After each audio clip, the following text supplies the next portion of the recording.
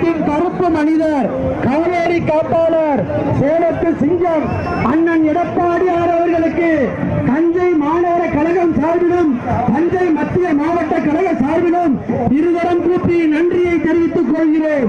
அண்ணன் எடப்பாடியார், அண்ணன் எடப்பாடியார், அண்ணன் எடப்பாடியார், புரட்சி தமிழர் எடப்பாடியார், புரட்சி தமிழர் அண்ணன் எடப்பாடியார், புரட்சி தமிழர் அண்ணன் எடப்பாடியார்.